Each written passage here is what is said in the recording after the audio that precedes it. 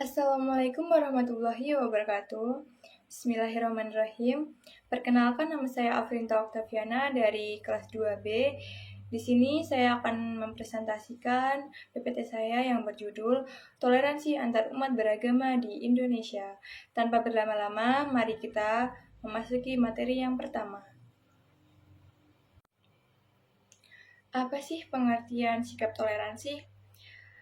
Toleransi berasal dari bahasa Latin yaitu tolerare, yang berarti sabar atau menahan. Dan menurut Kamus Umum Besar Bahasa Indonesia, toleransi adalah sikap menghargai dan memberikan perbedaan pendapat, keyakinan, atau kebebasan orang lain.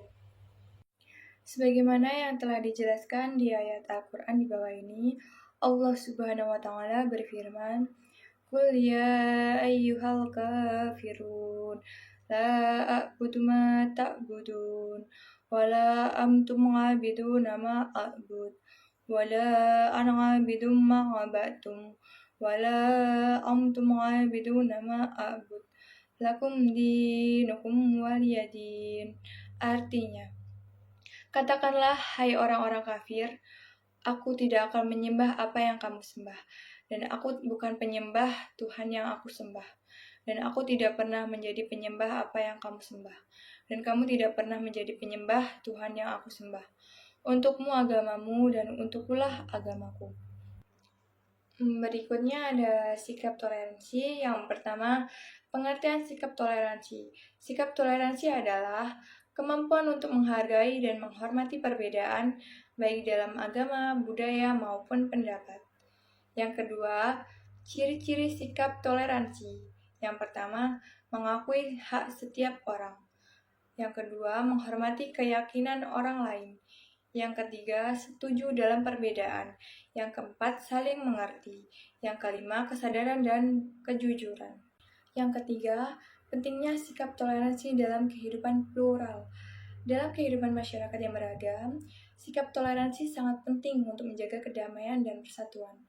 Toleransi membantu menghindari konflik antar kelompok serta memperkuat rasa saling menghormati.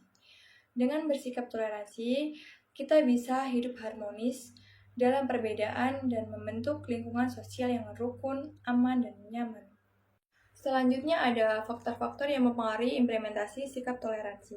Yang pertama, pendidikan. Pemahaman nilai toleransi melalui pendidikan formal dan informal.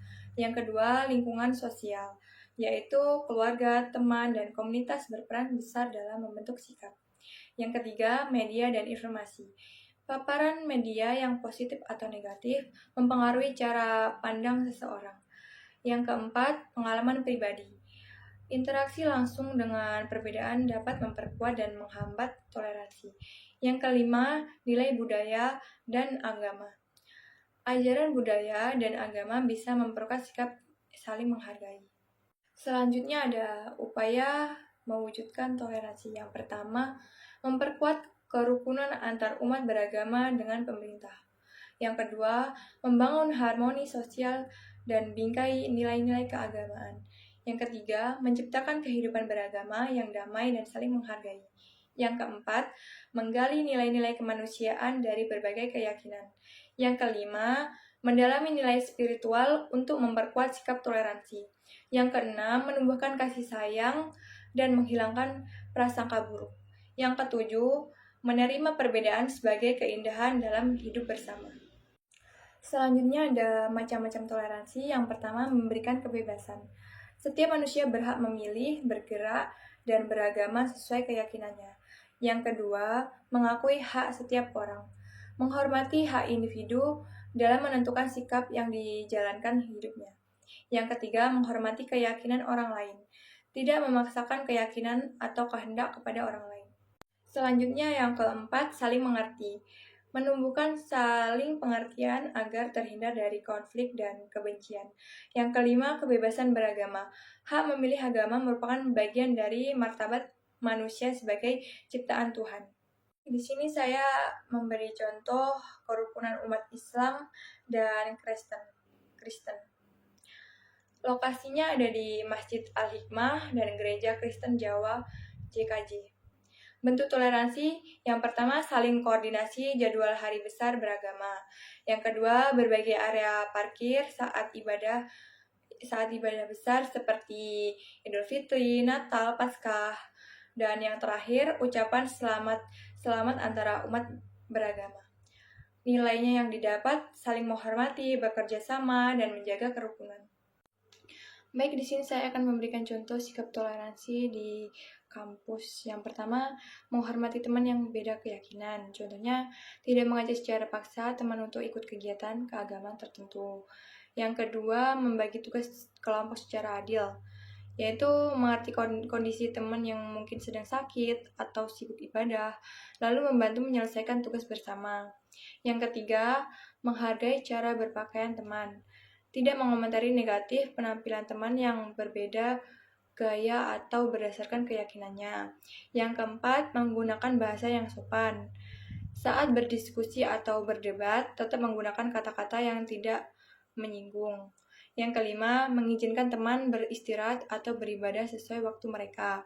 Misalnya, menunda rapat kelompok karena ada teman yang harus salat atau ibadah lainnya.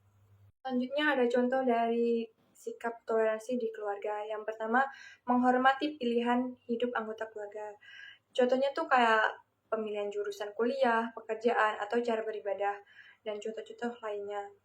Yang kedua, saling membantu tanpa menghakimi. Misalnya, kita punya adik nih, nah adik kita kesulitan untuk belajar, nah kita harus membantu adik kita dan tanpa menghakimi adiknya, tanpa mengejek, tanpa marah-marahin. Yang ketiga, tidak memaksakan pandangan politik atau keyakinan, mengizinkan anggota keluarga mempunyai pandangan berbeda tanpa konflik. Yang keempat, menerima pasangan atau teman adik atau saudara dari latar belakang yang berbeda. Itu menunjukkan sikap terbuka dan bersahabat. Yang kelima, menghargai waktu pribadi dan kehidupan masing-masing. Misalnya, tidak marah saat ada anggota keluarga yang tidak bisa ikut acara karena keperluan lainnya. Jadi kita bisa menghargai lah, kayak dia sibuk, nah gitu. Jadi kita harus menerapkan sikap toleransi dalam kehidupan sehari-hari. Contohnya kayak menghargai orang, tolong menolong, dan sebagainya. Baik, di sini saya akan membacakan kesimpulan. Toleransi adalah kunci hidup rukun dalam keberagaman. Toleransi berarti hidup berdampingan dengan saling menghargai kebebasan beragama tanpa paksaan. Sikap ini bisa dimulai dengan saling menghormati dan tolong-menolong antar sesama. Akidah adalah urusan pribadi, sedangkan hubungan antara manusia harus didasarkan pada saling menghargai. Al-Quran mengajarkan kita untuk mencari titik temu antar umat beragama dalam interaksi sosial. Mungkin itu saja yang bisa saya sampaikan. Kurang lebihnya saya mohon maaf. Jazakumullah khairan. Terima kasih. Assalamualaikum warahmatullahi wabarakatuh.